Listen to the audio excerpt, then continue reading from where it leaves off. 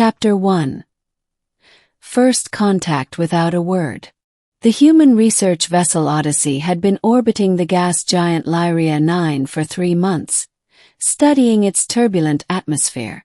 Among the crew was Dr. Elias Carter, a xenobiologist whose curiosity often led him into trouble. That's how he found her. While scanning a nearby moon for microbial life, Elias detected an anomaly, a faint energy signature, artificial in nature. Against protocol, he took a shuttle down alone. What he discovered wasn't a ruin or a machine, but a person. She stood at the edge of a crystalline lake, her skin shimmering like liquid silver under the dim light of Lyria 9.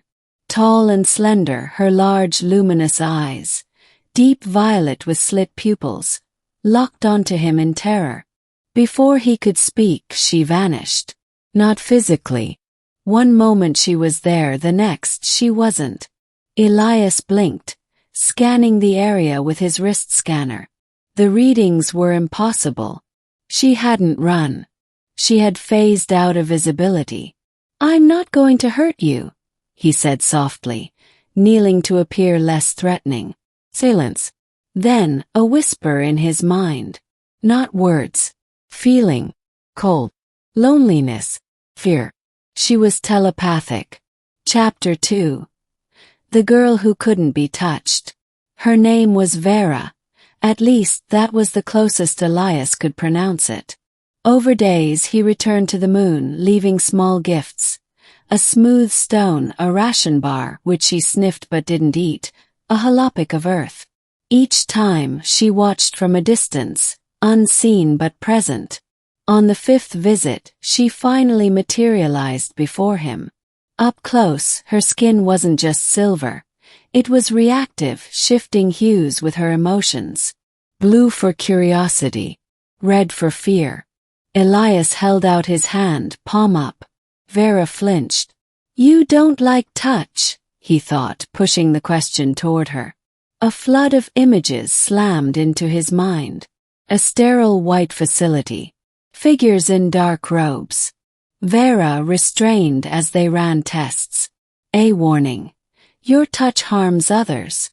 You are forbidden. Elias understood. Her species, the Xerix, had a unique cellular structure.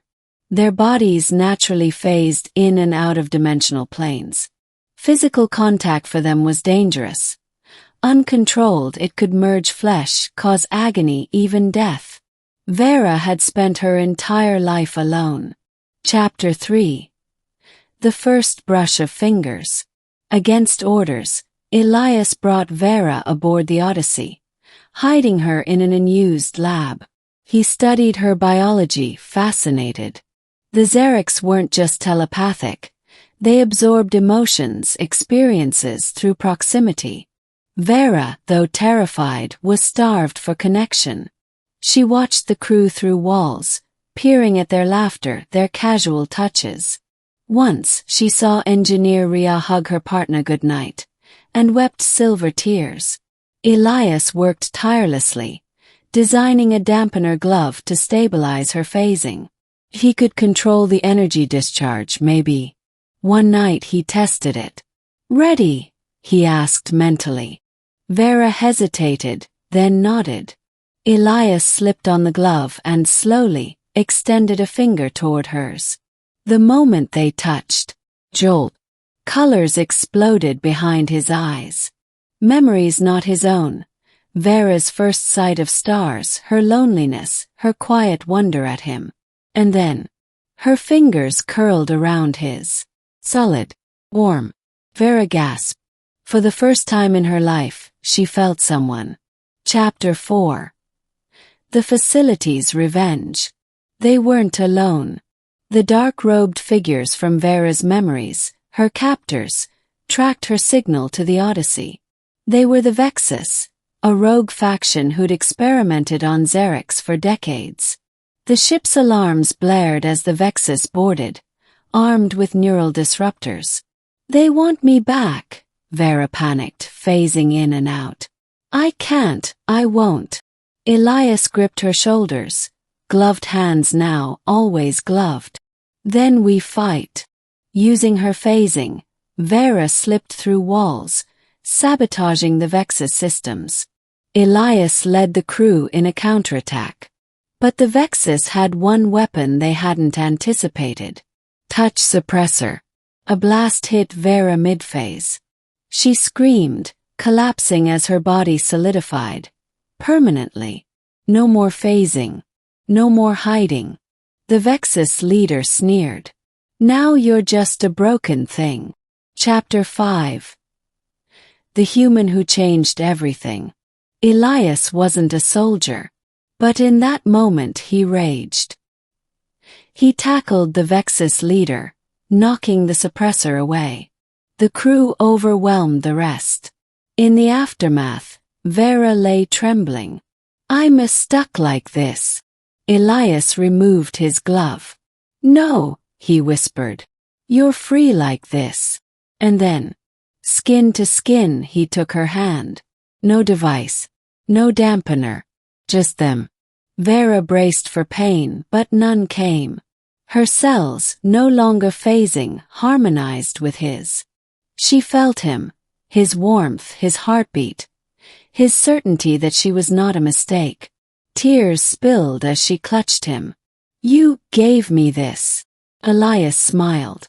No, you took it. You're stronger than they ever knew. Epilogue, a new world to touch. The Odyssey returned to Earth with an extra passenger. Vera, no longer hiding, walked among humans, learning their embraces, their handshakes, their love. And Elias. He held her hand every step of the way. Because after a lifetime of being untouchable, she'd finally found someone who reached back. Epilogue, a new world to touch. The Odyssey's return to Earth was met with quiet fanfare. Official reports listed Vera as a diplomatic liaison from a newly discovered species, a necessary fiction to avoid panic. But the crew knew the truth. She was family now. First steps on Earth. Vera stood at the edge of the ship's ramp, her silver skin rippling under Earth's sunlight for the first time. The sheer noise of the planet overwhelmed her. Birds, wind, distant laughter. She flinched when a breeze ruffled her hair, unused to so much sensation. Elias squeezed her hand. Breathe. It's okay. She inhaled. The air was thick with smells. Soil, salt, something sweet she'd later learn was flowers. It's loud, she thought to him. He grinned. Wait till you try rain. The science of touch. Doctors and xenobiologists swarmed her, fascinated by her stabilized biology. The Vexis suppressor had permanently altered her phasing ability, but not her Xerix DNA. Tests confirmed what Elias had hoped. Her cells no longer destabilized on contact. You're safe now, he murmured during one examination, watching as a human nurse took Vera's blood pressure without fear. Vera stared at the cuff around her arm, then at the nurse's kind smile. You are not afraid of me. The nurse blinked. Should I be? Vera's eyes glowed violet, her version of a smile. First hug. The crew threw a party in the Odyssey's hangar. Music blared, drinks spilled, and Ria, ever the boldest, slung an arm around Vera's shoulders. Come on, Stargirl, dance. Vera froze. Casual touch, wanted touch was still new. But then, she let herself be pulled into the crowd. Elias watched from the sidelines, heart pounding as Vera tentatively mirrored the crew's movements. When she stumbled, Engineer Cho caught her with a laugh, and Vera laughed back, a sound like wind chimes. Later, she found Elias under the strung-up lights. They do not know, she thought, what this means to me. They will, he promised. And then, because he'd waited so damn long, he opened his arms. Vera didn't hesitate. She stepped into the embrace, pressing her cheek to his chest. His heartbeat thudded against her ear, steady as a drum. This, she whispered aloud, her first human word, is warm. A promise in the dark. That night, on the roof of the research complex, they watched Earth's moon rise. What now? Vera asked. Elias laced his fingers through hers. Now.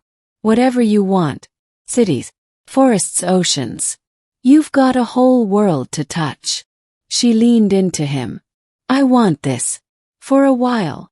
No labs. No running. Just them. And as the stars spun overhead, Vera, the girl who'd once been untouchable, finally knew what it was to belong. Final lines, narration hook for your video. On a distant moon, they had told her she was dangerous. Mistake. But here, in the glow of a borrowed sun, she learned the truth. Touch was not a weapon. It was a language. And after a lifetime of silence, Vera was finally learning how to speak.